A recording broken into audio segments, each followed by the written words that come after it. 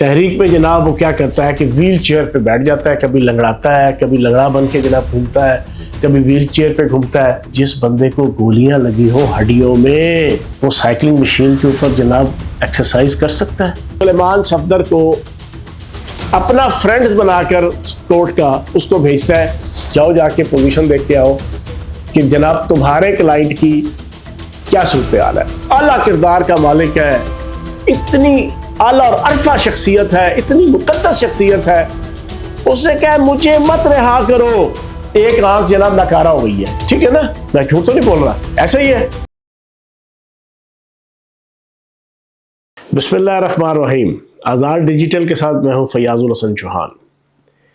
ایک دفعہ ایک تاجر تھا، وہ اپنے گھر سے صبح اپنی دکان پہ جانے لگا تو اس نے 2 کلو چھوٹا گوشت خریدا اور اپنی بیوی کو دیا۔ اسے کہا کہ آج میرے دوست یار آ رہے ہیں تو ان کے لیے اچھا سا جناب اپنے آلو گوشت بنا کے رکھنا ہے۔ تاجر چلا گیا اپنی دکان پہ۔ ہوا یہ کہ دوپہر کو اس کی بیوی کے ماں باپ آ گئے گھر میں۔ بیوی کے ماں باپ آئے تو بیوی نے کیا کیا، وہ گوشت بنایا، اس کی ترکاری، اس کا قورمہ، وہ اپنے امی ابو کو جناب کھلا دیا، ان کی جناب لک آفٹر، ان کی جناب مہمانداری میں۔ اب رات کو آیا جناب دوست اپنا تاجر نے آ کے اپنی بیوی سے پوچھا کہ پلیے لوکے تن میں 2 کلو گوشت دے کے گیا سی تو کیا کیا اس کا، میرے دوستوں نے رات کے کھانے پہ آنا ہے۔ بیوی بڑی چلاک تھی، بالکل امت مسلمہ کے عظیم قائد کی طرح اور نقد کوکا کی تحریک کی طرح۔ اس نے کہا کہ وہ جو گھر میں بلی پالی ہوئی ہے نا، اس نے بہت نقصان کر دیا۔ ہوا یہ کہ میں نے گوشت صاف کر کے رکھا کچن میں پکانے کے لیے، وہ بلی آئی، میں کپڑے دھو رہی تھی، ادھر مصروف تھی، بلی سارا گوشت کھا گئی۔ اب جو تاجر کا دماغ گھوما، اس کے دوست تو آنے والے تھے، غصے کے عالم میں اب تاجر کو سمجھ نہ آیا۔ تاجر بڑا سیانا تھا، اس نے کیا کیا کہ کوئی آدھا گھنٹہ محنت کر کے نہ بھاگ دوڑ کر کے وہ بلی پکڑ لی، اپنے گھر کی جو پالتو بلی تھی، بڑی مشکل سے۔ بلی پکڑنا بھی کوئی آسان کام تو نہیں ہے نا، خیر اس نے بلی پکڑ لی۔ بلی پکڑی، وہ ترازو لے کر آیا، اس نے ترازو کے ایک طرف رکھے جناب 2 کلو کا پتھر، ٹھیک ہے جی، وزن، دوسری طرف رکھی بلی۔ اس نے جناب جب تولا تو دونوں برابر۔ اس نے اپنی بیوی کو بلایا، اس نے کہا ادھر آپ پلیے لوگے، تیری ایسی تھی تیسی، بلا کے نا اس نے کہا دیکھو بات سنو، اگر تو یہ بلی ہے تو بتاؤ 2 کلو گوشت کدھر ہے، اور اگر یہ 2 کلو گوشت ہے تو بتاؤ بلی کدھر ہے۔ کیوں کہ بلی کا وزن بھی 2 کلو کے برابر، 2 کلو کی بلی، 2 کلو کا پتھر رکھے ہوئے ہیں۔ تو اس نے اپنی بیوی سے پوچھا کہ اگر یہ بلی ہے تو بتاؤ گوشت کدھر ہے، اور اگر یہ گوشت ہے تو بتاؤ بلی کدھر ہے۔ اب آپ حیران ہو رہے ہوں گے کہ میں نے آتے ہی آپ کو یہ والا لطیفہ کیوں سنایا۔ اب اس لطیفے کو آپ مد نظر رکھیں، آگے آپ کو میں بڑے 2 دلچسپ ایشوز آپ کے سامنے رکھتا ہوں۔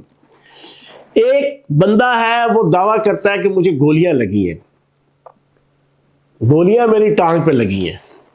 وہ جناب جاتا ہے، جا کے اپنے ہی ذاتی ہسپتال میں بیٹھ جاتا ہے، نہ وہ کسی سرکاری ہسپتال میں داخل ہوتا ہے، نہ اس کو دکھاتا ہے، نہ کسی سرکاری ہسپتال کے ڈاکٹر کو، آرتھوپیڈک ڈاکٹر کو قریب آنے دیتا ہے۔ وہ اپنے ہی ذاتی ہسپتال کے ڈاکٹروں کو دکھا دکھو کے ہسپتال میں رہتا ہے۔ پھر اس کے بعد جناب وہ ایک تحریک شروع کر دیتا ہے۔ تحریک میں جناب وہ کیا کرتا ہے کہ ویل چیئر پہ بیٹھ جاتا ہے، کبھی لنگڑاتا ہے، کبھی لنگڑا بن کے جناب گھومتا ہے، کبھی ویل چیئر پہ گھومتا ہے، اور مسلسل ویل چیئر کے اوپر نہ چلنے کی جناب پریکٹس، لوگوں کو دکھانا، لوگوں کو شو کرنا، لوگوں کو پورٹریٹ کرنا کہ جناب لاٹھی لے کے جناب وہ چل رہے ہیں، ٹھیک ہے جی، ہاکی لے کے، کبھی لاٹھی لے کے، لنگڑا کے۔ اچانک جناب وہ ویل چیئر کے اوپر جاتے ہیں، فتنہ و فساد کی پوری تحریک برپا کی ہوتی ہے، اور جناب وہ ویل چیئر کے اوپر بیٹھے ہوتے ہیں، ویل چیئر سے گرفتار ہوتے ہیں، اور جناب وہ قیدی ویل چیئر سے گرفتار ہونے کے بعد جیل میں جب وہ جاتا ہے تو جو پہلا مطالبہ وہ کرتا ہے، پہلا مطالبہ وہ کہتا ہے مجھے سائیکلنگ مشین دی جائے، سائیکلنگ مشین دی جائے۔ بھائی جس بندے کو گولیاں لگی ہوں ہڈیوں میں، وہ سائیکلنگ مشین کے اوپر جناب ایکسرسائز کر سکتا ہے؟ پہلا سوال تو یہ ہے۔ آج تک کوئی سائنس اس کا نتیجہ نہیں نکال سکی، کوئی سلوشن نہیں نکال سکی کہ یہ کیا کہانی ہے۔ مسئلہ فیثاغورس اتنا کمپلیکیٹڈ نہیں ہے جتنا یہ کمپلیکیٹڈ ہے۔ نومبر 2023 وزیر آباد میں گولیاں لگی، پورا 6 مہینے جناب ڈرامہ کیا لنگڑے پن کا، گرفتاری بھی ہوتی ہے تو ویل چیئر کے اوپر ہوتی ہے، لیکن اس کے بعد پہلا مطالبہ کہ جناب سائیکلنگ مشین دی جائے، ایکسرسائز مشین اور سائیکلنگ مشین۔ ایک تو یہ چیز سمجھ نہیں آتی۔ دوسری چیز، وہی قیدی قید میں ہوتا ہے، سپریم کورٹ اس کے اپنے ذاتی وکیل کو، سلیمان صفدر کو اپنا فرینڈز بنا کر کورٹ کا اس کو بھیجتا ہے، جاؤ جا کے پوزیشن دیکھ کے آؤ کہ جناب تمہارے کلائنٹ کی کیا صورتحال ہے۔ اس کا اپنا ذاتی وکیل جس نے کروڑوں روپے فیس لی ہوئی ہے، کروڑوں روپے، وہ جناب اپنی پہلا بیان دیتا ہے آتے ساری باہر نکل کے کورٹ کے سامنے، باہر نہیں، کورٹ کے سامنے، جو اگلے دن یا شام کو جو کورٹ کے سامنے پیش ہو کے اس کا بیان ہوتا ہے، وہ کہتا ہے جی میرا وکیل اتنا محاتمہ، اتنا اعلیٰ کردار کا مالک ہے، اتنی اعلیٰ اور عرفہ شخصیت ہے، اتنی مقدس شخصیت ہے، اس نے کہا مجھے مت رہا کرو، میں بھیک نہیں مانگتا اپنی رہائی کی، خدا را مجھے کتابیں دے دو، میں پڑھنا چاہتا ہوں۔ وہ کہا میں بڑا لٹریری آدمی ہوں، بڑا لٹریری، میں نے ادب سے میرا اتنا شغف ہے، اتنا تعلق ہے، تاریخ، ہسٹری، روحانیت، شریعت، ترقیت، صوفیت، دنیا کا ہر علم، سائنس، آرٹس، میں پڑھنے کا شوقین ہوں، میں علم کا دروازہ اور دریا ہوں، ٹھیک ہے جی، چشمہ ہوں، میں اس چشمے کو مزید لوگوں کے لیے سیراب کرنے کے لیے، لوگوں کی جناب پیاس کو، علم کی پیاس کو بجھانے کے لیے ایز اے لیڈر میں مزید پڑھنا چاہتا ہوں، مجھے کتابیں دے دو، یہ اس نے کہا، ساروں نے سنا۔ اس کے 3 دن بعد وہ رپورٹ پیش کرتا ہے یا 2 دن بعد ریٹن، اس پہ کہتا ہے جی میرے کلائنٹ کی 85% جناب آنکھیں، ایک آنکھ جناب ناکارہ ہو گئی ہے، ٹھیک ہے نا، میں جھوٹ تو نہیں بول رہا، ایسا ہی ہے۔ اچھا جی، اب آگے، اب مجھے یہ بتائے کہ ایک انسان جس کی ایک آنکھ 85% ناکارہ ہو، وہ کتابیں پڑھ سکتا ہے یا وہ کتابیں پڑھنے کی کوشش بھی کر سکتا ہے؟ پتہ روٹی کو چوچی تو نہیں کہتا نا، پورا معاشرہ، پوری سوسائٹی یا کان کی طرف سے تن کے تو روٹی کوئی نہیں کھاتا، ٹھیک ہے نا۔ دنیا میں جو بھی رہتا ہے اس کو دنیا کے جو کچھ زمینی حقائق ہیں، یونیورسل ٹروتھس ہیں، وہ ہر ایک کو پتہ ہوتے ہیں، کوئی پڑھا لکھا ہے، جاہل ہے، کوالیفائڈ ہے، نان کوالیفائڈ ہے، دیہاتی ہے، شہری ہے، سوفسٹیکیٹڈ ہے، بیکورڈ ہے، جو بھی ہے اس کو پتہ ہوتا ہے ساری چیزیں کچھ بنیادی۔ تو بنیادی چیز ہر ایک کو پتہ ہے، جب آنکھ آپ کی خراب 85%، تو کیا آپ کو طلب ہوگی کہ آپ کتابیں پڑھیں؟ ہاں چلو، ایک تو یہ ڈرامہ ہو گیا۔ اب اس کے ساتھ باقی ڈرامہ جڑا ہوا سن لیں جناب۔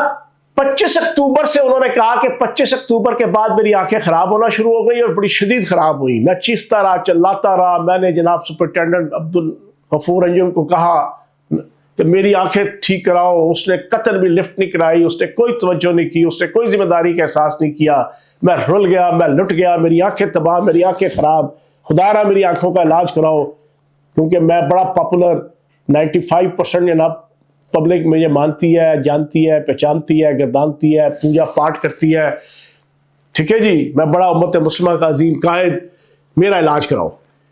اور میرے بیماری، میری 85% آنکھ گنوانے کا واحد ذمہ دار سپرنٹینڈنٹ جیل۔ کہا؟ اب اگلی کہانی سنیں۔ 25 اکتوبر سے جناب شاہ بہادر کی آنکھ خراب ہونا شروع ہوئی۔ 4 دسمبر کو ان کی بہن ڈاکٹر عظمیٰ خانم صاحبہ مل کے آئیں. پھر جناب 25 اکتوبر سے لے کے آج تک کم از کم 4 سے لے کے 6 یا 7 دفعہ بشرا بی بی جو ان کی مرشدنی ہے اس نے جناب زوجہ ماجدہ جو ان کی وہ جناب انہوں نے ان کی فیملی اس کی بیٹی اس کی بھابیاں وہ اس کو ملتی نہیں, ساری دنیا جانتی ہے. پھر ان کا وکیل 25 اکتوبر سے لے کے 4 دسمبر تک ان کے وکیل ملتے رہے, اس کے علاوہ بھی کچھ پارٹی کے عہدیدار ملے. یہ جو 10 12 15 ملاقاتیں اور مرشد دنیا والوں کو نہ بتائے, اس کا حل حاصل کرنے کی کوشش نہ کرے تو لعنت ایسے مرشد پہ بھی اور ایسے مرید پہ بھی. ایسا ہی ہے نا, مرشد اور مرید کا جو تعلق ہوتا ہے, مرید ذرا سا بھی پریشان ہوگا مرشد کا دل دھک دھک دھک کرنا شروع ہو جاتا ہے, اور مرشد کو اگر کچھ تھوڑا سا ہو جائے تو مرید کا دل دھک دھک کرنا شروع ہو جاتا ہے. ایسا ہی ہے. تو اگر پچھلے 3 مہینوں سے بقول بانی تحریک انصاف, بقول امت مسلمہ کے عظیم قائد, ان کی آنکھیں بری طرح خراب تھی, وہ چیخ چلا کر جیل انتظامیہ کو بتا رہے تھے کہ میری آنکھوں کا علاج کراؤ, تو بھائی جان پھر یہ جو آپ کے 3 مہینوں میں 10 12 ملاقاتوں کے اندر, اور پھر ڈاکٹر عظمیٰ خانم صاحبہ کا یہ واشگاف اعلان کہ وہ صحت مند ہے, یہ کیا کہانی ہے. تو جناب یہ 2 دلچسپ ایشو سننے کے بعد پھر آپ لطیفے کو جناب منطبق کریں اس کے ساتھ. اگر ٹانگ خراب تھی اس پہ گولی لگی تھی تو پھر سائیکلنگ مشین کیا چیز ہے, اس کا استعمال کیا بنتا ہے. اور اگر آنکھیں خراب تھی 85% تو کتابوں کی طلب کوئی بنتی ہے, کتابوں کی ضرورت کوئی بنتی ہے, یا آپ جھوٹ بول رہے ہیں, یا آپ دھوکہ دے رہے ہیں, یا آپ پوری قوم کو جو ہے نا بدھو بنا رہے ہیں. یہ 2 میں نے ایک لطیفے کی صورت میں ان کا کٹا چٹھا آپ کے سامنے رکھ دیا, اور جاتے جاتے ایک چیز بڑی کلیئر بتا دوں, کوئی کسی قسم کی ڈیل نہیں ہے, کوئی کسی قسم کی ڈھیل نہیں ہے. دنیا نے اس کے اوپر بڑی باتیں کی پچھلے 5 دنوں میں, بڑے بڑے وی لاگرز اور یوٹیوبرز نے پاکستان کے اندر اور پاکستان سے باہر کہ ڈیل ہو گئی, لندن جائیں گے, دبئی جائیں گے, جناب فلاں ملک چلے جائیں گے, بنی گالا جائیں گے. میں اس کے اوپر ایک لفظ نہیں بولا, میں نے آخری جو کیا وہ میں نے کسی اور انداز سے کسی اور ایشوز کو میں نے مخاطب کیا, کیونکہ چیزیں نظر آ رہی تھی. لیکن میں نے کہا یار میں اس کے اوپر کوئی بوسٹنگ پریٹنگ یا کوئی دعویٰ نہ کروں. آج آپ سن لیں, کسی قسم کی کوئی ڈیل نہیں ہے, صرف اور صرف ان کی آنکھ کے حوالے سے جو کچھ بھی ہے, تھوڑا ہے زیادہ ہے, اس کا علاج کرنے کے حوالے سے ان کو ریلیف دیا جائے گا. آؤٹ آف دا وے جناب ان کو دیا جا رہا ہے, جسا فرام فرسٹ ڈے سے یہ قیدی نہیں ہے. میں ایک لفظ یوز کرتا ہوں, یہ مقلاوے کے اوپر آئے ہوئے ہیں, جیسے ایک انسان اپنے سسرال میں مقلاوے کے لیے آتا ہے نا, اور مقلاوے میں ان کی بہت تواضع ہوتی ہے.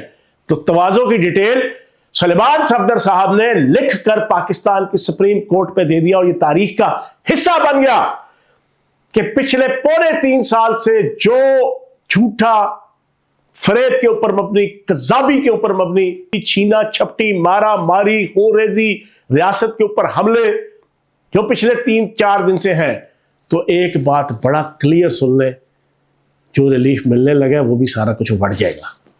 تو بندے کے پتر بن جاؤ. مجھے یاد پڑتا ہے نومبر کے مہینے میں جب اس کے اوپر ایک جھوٹا اپنا ان کا ڈرامٹائز کیا ہوا قاتلانہ حملہ ہوا تھا, اس سے پہلے 4 دن انہوں نے 4 دن موٹر وے مختلف جگہوں سے اور پنڈی کے اندر 4 جگہوں سے انہوں نے رستے بلاک کروائے ہوئے تھے, اور ایک رستے کی ڈیوٹی شمس آباد پہ میری لگی ہوئی تھی. میری زندگی کے جو کہتے ہیں نا گلٹ ہے اور جو شرمندگی کے باعث اگر کوئی عمل ہے جو 2 4 6 اپنی لائف کے, اس میں سے سب سے بڑا وہ 4 دن مری روڈ بلاک کرنا ہے. خدا کی قسم رات کو آ کے میں سر پکڑ کے بیٹھا ہوتا تھا, اور میری فیملی والے پوچھتے تھے کیوں پریشان ہو. میں کہتا تھا یار میں جب یہ رستہ بلاک کر کے بیٹھا ہوتا ہوں تو میں اللہ اور اس کے رسول کے سامنے اور عوام کے سامنے اور اپنے ضمیر کے سامنے شرمندہ ہوتا ہوں. اور میں ہر روز فون کر کے اسد عمر صاحب کو کہا کرتا تھا خدا کا واسطہ یہ پالیسی چھوڑو, اور خان کو کہو کہ اس کو جناب کینسل کرے یہ والی اسٹریٹجی. تو آگے سے مجھے شٹ اپ کال ملتی تھی کہ جو ڈیوٹی لگی ہوئی ہے آرام سے وہ ڈیوٹی دو. تو جناب اللہ پاک کا عذاب ان کے اوپر آئے گا. جو جو گناہ کیے، جو جو جرم کیے، جو جو بلنڈر کیے، جو جو پلنڈر کیے، اب وہ جناب گھوم پھر کے واپس ان کے اوپر آ رہے ہیں. اللہ پاک ان کو ہدایت دے، اور اللہ پاک پاکستان کو ہر قسم کے فتنے سے جو ہے نا محفوظ رکھے. Thank you very much.